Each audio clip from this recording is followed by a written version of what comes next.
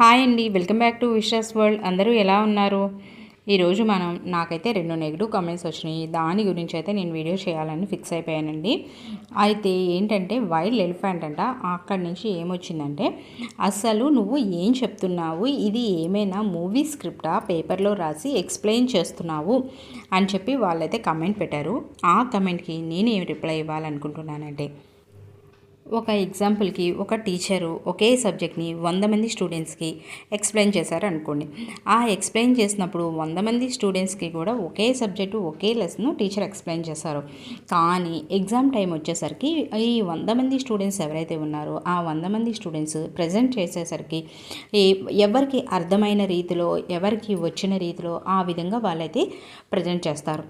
అట్లాగే ఎందుకని వాళ్ళు అలాగా ఆ విధంగా ఒకే సబ్జెక్టు ఒకే విధంగా ఎక్స్ప్లెయిన్ చేసిన ఎందుకు ఒక్కొక్కరు ఒక్కొక్క విధంగా రాశారు అని అనుకుంటే కనుక, ఈ యూనివర్స్ మొత్తంలో కూడా ఎవ్వరు కూడా ఒకే విధంగా మాట్లాడడం కానీ ఒకే విధంగా వాళ్ళు చెప్పడం కానీ ఏది జరగదు. ఎందుకంటే ఈ యూనివర్స్లో ప్రతి ఒక్కరు కూడా ఒక యూనిక్, అంటే ప్రతి ఒక్కరు కూడా ఒక ప్రత్యేకమైన వాళ్ళే.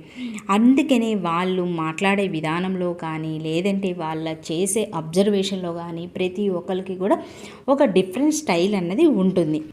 ఒక హౌస్ వైఫ్ తనకి యూట్యూబ్ గురించి, యూట్యూబ్లో మనీ వస్తుందని మాత్రమే తెలుస్తుంది. అంతేగాని యూట్యూబ్ గురించి ట్రైనింగ్ కానీ లేదంటే యూట్యూబ్ గురించి పెద్ద అవగాహన కానీ లేకపోవచ్చు. వాళ్ళు లేకపోయినా సరే వాళ్ళ దగ్గర ఏదైతే కొద్దిగా స్పెషల్ క్వాలిటీ ఉందో దాని గురించి ఇన్ఫర్మేషన్ని ఇవ్వడానికి ట్రై చేస్తారు. అలాగే ఇన్ఫర్మేషన్ ఇవ్వడానికి ట్రై చేసిన వాళ్ళు ఒకరు కెమెరా ముందుకు వచ్చి ఇస్తారు, ఒకరు కెమెరా వెనక ఉండి ఇస్తారు. కెమెరా ముందుకు వచ్చి ఇచ్చేవాళ్ళు ఏంటంటే వాళ్ళు ముందుగానే మ్యాటర్ని ప్రిపేర్ అయ్యి తర్వాత వచ్చి చెప్తారు. అదే కెమెరా వెనకుండి ఇన్ఫర్మేషన్ ఇవ్వాలి అనుకున్న వాళ్ళకి ఉన్న ఒకే ఒక ఛాన్స్ ఏంటంటే వాళ్ళు చెప్పాలి ఏదైతే అనుకుంటున్నారో ఆ ఇన్ఫర్మేషన్లో పేపర్లో రాసి కొద్దిగా అది ఎక్స్ప్లెయిన్ అయితే చేస్తారు. అలాగా పేపర్లో రాసి ఎక్స్ప్లెయిన్ చేయడంలో ఏ విధమైన తప్పు లేదు.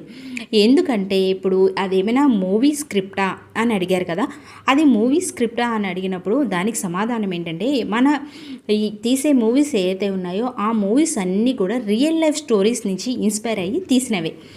మూవీ అనుకో, ఏమైంది, ప్రాబ్లం ఏముంది, ఈ మూవీ నీకు నచ్చకపోతే వదిలేయండి. అంతేగాని ఇది ఒకే ఒక్క ప్లాట్ఫామ్ అబ్బా, మమ్మల్ని మేము ప్రూవ్ చేసుకోవడానికి, అది అబ్బాయి అయినా కానీ లేదా అమ్మాయి అయినా కానీ, ఈ ఉన్న ఒకే ఒక్క ప్లాట్ఫామ్లో మేము ఏదో ప్రూవ్ చేసుకోవడానికి మాకు వచ్చింది మేము చెప్పడానికి ట్రై చేస్తున్నప్పుడు, మీరు ఒకవేళ కుదిరితే కనుక ఏదైనా పాసిబిలిటీ ఉంటే కనుక మేము చేసిన వీడియోలో ఏదైతే కొద్దిగా చిన్న చిన్న మిస్టేక్స్ ఏమైనా ఉంటే కనుక, అది కాదు సిస్టర్ ఇలా సరి చేసుకోండి అని చెప్పండి. లేదు మీకు అలాంటి సజెషన్స్ ఇవ్వడం ఇష్టం లేకపోతే కనుక డిస్కరేజింగ్ మెసేజెస్ అయితే పెట్టద్దబ్బా. ఎందుకంటే న్యూగా యూట్యూబ్లోకి వచ్చిన వాళ్ళకి ఎవరైతే ఉన్నారో వాళ్ళకి ఏదంటే మీరు పెట్టే ఈ మెసేజెస్, ఈ కామెంట్స్ వల్ల ఏమవుతుందంటే కొత్తగా ఒక భయం స్టార్ట్ అవుతుంది. మనం ఏ వీడియో పెడితే ఎవరు ఏమంటారా అని ఒక భయం, అది ఒక ఎఫెక్ట్ ఏదైతే ఉందో అది వాళ్ళకి నెక్స్ట్ వీడియో మీద పడుతుంది. సో ఎప్పుడు కూడా మీకు కుదిరితే సలహాలు ఇవ్వండి, లేకపోతే వదిలేయండి అంతేగాని డిస్కరేజింగ్ కామెంట్స్ మాత్రం పెట్టద్దు ప్లీజ్.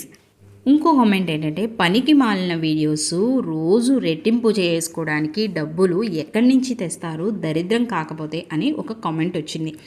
ఆ కామెంట్కి నేనేం రిప్లై ఇవ్వాలనుకుంటున్నానంటే, నేను ఒక వీడియో చేశాను. అందులో ఆ వీడియోలో నేను ₹4 పొదుపుతో మొదలుపెట్టి అలాగా ₹4 రూపాయలు పెంచుకుంటూ అలాగే ₹80 వచ్చే వరకు నెలలో పొదుపు చేసుకోమని చెప్పాను. అదేవిధంగా ప్రతి నెల పొదుపు చేసుకోమని చెప్పాను.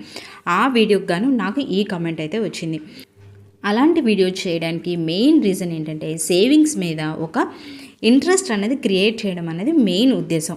సేవింగ్స్ అనగానే మనలో చాలామంది ఏం చేస్తామంటే, మనకి ఇప్పుడు ప్రజెంట్ ప్రాబ్లమ్స్ ఉన్నాయనో, మనీ ప్రాబ్లమ్స్ అవి చాలా ఎక్కువ ఉన్నాయనో, అలా ఏం చేస్తామంటే సేవింగ్స్ అన్నదాన్ని పోస్ట్ పోన్ చేస్తాం, లేదంటే స్కిప్ చేస్తాం. అలాగా స్కిప్ చేయడం, పోస్ట్ పోన్ చేయడం వల్ల ఫ్యూచర్లో ఇబ్బందులు పడాల్సిన అవసరం ఉంటుంది అన్న ఉద్దేశంతోనే సేవింగ్స్ మీద ఒక ఇంట్రెస్ట్ క్రియేట్ చేయాలి అన్న ఉద్దేశంతో మాత్రమే ఇలా చేస్తాం. మనము ఫర్ సపోజ్ ₹4 అంటే చాలా తక్కువ అమౌంట్తో సేవింగ్స్ కాబట్టి మనకి చెయ్యాలి అన్న ఇంట్రెస్ట్ అయితే మనకు వస్తుంది. మనం అలాగా ఒక 4-5 రోజులు మనం సేవింగ్స్ చేయగానే మనకి ఏమవుతుంది అంటే, ఆటోమేటిక్గా ఆ డబ్బులు ఏదైతే ఉన్నాయో, మనం సేవ్ చేయాలి అనుకుంటున్న డబ్బులు ఏదైతే ఉన్నాయో అవి అరేంజ్ అవుతాయి. మనకి తెలియకుండానే మనము ఆ సేవింగ్స్ అనేవి చేయగలుగుతాం. మనం ముందు స్టార్ట్ చేయకుండానే చూసుకొని ఈ పనికి మాలిన వీడియోస్ డబ్బులు ఎక్కడి నుంచి వస్తాయి అది ఇది అనుకుంటే కనుక మనము ఎప్పుడు జీవితంలో ఎప్పుడు ముందుకెళ్ళలేము, ఎక్కడ ఉన్నామో అక్కడే ఉంటాం. ఎప్పుడు మనం జీవితంలో ఒక విషయాన్ని అయితే గుర్తుపెట్టుకోవాలి. మనము ఏదైనా మంచి పని చేస్తున్నాము అంటే కనుక జీవితంలో అప్పుడు కంపల్సరీ మనకి ఆ భగవంతుడు ఇదైతే బ్లెస్సింగ్స్ అయితే కంపల్సరీ ఉంటాయి. మనము మొదలు పెట్టాలి, చెయ్యాలా వద్దా, మనకి తర్వాత కుదురుతుందా కుదరదా, ఆ డబ్బులు మనకి మళ్ళీ పొదుపు చేయడం కుదురుతుందా కుదరదా, అలాంటి సందేహాలు ఏదైతే ఉంటాయో అలాంటి డౌట్ఫుల్నెస్ని వాటిని పక్కన పెట్టుకొని మనమైతే ముందు స్టార్ట్ చేసామనుకోండి, తర్వాత ఆటోమేటిక్గా ఆ భగవంతుడు సహకారం అనేది మంచి పనికి ఎప్పుడు ఉంటుందని గుర్తుపెట్టుకోవాలి. ఆ అమౌంట్ అనేది ఆటోమేటిక్గా అరేంజ్ అయితే అవుతుంది. ఒక 10 అంతస్తుల భవనం అయితే ఉంది. ఆ 10 అంతస్తుల భవనంలోని ఫస్ట్ ఫ్లోర్లోని కొంతమంది ఉన్నారు. అందులో ఫస్ట్ ఫ్లోర్లో ఉన్న కొంతమందికి తెలిసిందనమాట ఏంటంటే వరదలు వస్తున్నాయి, ఫ్లడ్స్ వస్తున్నాయి, ఫస్ట్ ఫ్లోర్ వరకు మునిగిపోయే అవకాశం ఉంది కొద్దిసేపట్లో అని తెలిసినప్పుడు ఆ ఫస్ట్ ఫ్లోర్లో ఉన్న వ్యక్తులు ఎవరైతే ఉన్నారో ఆ వ్యక్తులు సెకండ్ ఫ్లోర్కి వెళ్ళాలి. అప్పుడు సెకండ్ ఫ్లోర్కి వెళ్తేనే వాళ్ళు సేఫ్ అవుతారు. ఇంకా ఫ్లోర్ పైకి ఎక్కే కొలితే ఇంకా సేఫ్గానే ఉన్నట్టు. కాకపోతే ఏంటంటే ప్రెజెంట్ వరదలు వచ్చేసరికి మనము ఆ ప్లేస్ నుంచి మూవ్ అవ్వడం అన్నది ముందు కరెక్ట్ పని. అయితే ఆ వరదలు వచ్చినప్పుడు చూద్దాంలే, లేదంటే మనకి ఇప్పుడు కాళ్ళు నొప్పిగా ఉన్నాయి, లేకపోతే ఇంకో రీజన్ వల్ల మనం ఆ ఫస్ట్ ఫ్లోర్లో ఉన్న వాళ్ళం ఫస్ట్ ఫ్లోర్లోనే ఉండి పైకి ఎక్కకంటే సెకండ్ ఫ్లోర్కి ఉంటే కనుక అప్పుడు మనం ఏమవుతుంది, వరదల్లో మునిగిపోతాం. అట్లాగే మనము సేవింగ్స్ అనేవి ఎందుకు చేసుకుంటున్నాము, మనకి ప్రతి సంవత్సరం ఇన్ఫ్లేషన్ అనేది ఉంటుంది. ఆ ఇన్ఫ్లేషన్ వల్ల రూపాయి విలువ ఏదైతే ఉందో అది క్షీణిస్తుంది. అలాగే రూపాయి విలువ క్షీణించడం వల్ల మనం సేవింగ్స్ చేసుకోకపోతే మనము ఉన్న దానికన్నా ఇంకా దిగువకి పడిపోతాం తప్ప ఇంకా పైకి ఎక్కే ఛాన్స్ అయితే ఉండవు. మనకి ఈ విషయం తెలిసి కూడా మనము మునిగిపోతాము అని తెలిసి కూడా అక్కడే ఉన్నామనుకోండి, అది చాలా అంటే చాలా కరెక్ట్ పని కాదు.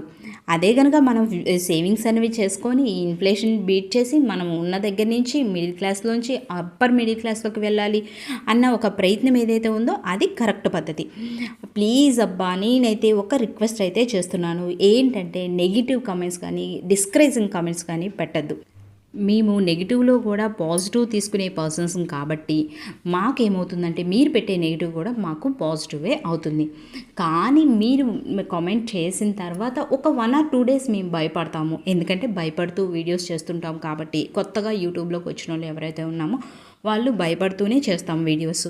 అలాంటప్పుడు మాకు కొద్దిగా కొంచెం అయితే మేమైతే ఫీల్ అవ్వాల్సి ఉంటుంది. సో మేమైతే పాజిటివ్ కానీ నెగిటివ్ కానీ రెండిట్లో కూడా పాజిటివే చూస్తాం కాబట్టి మాకు అది కూడా పాజిటివే అవుతుంది. నా వీడియో కనుక మీకు నచ్చినట్టయితే ప్లీజ్ లైక్ చేయండి, షేర్ చేయండి, కామెంట్ చేయండి. Thanks for watching.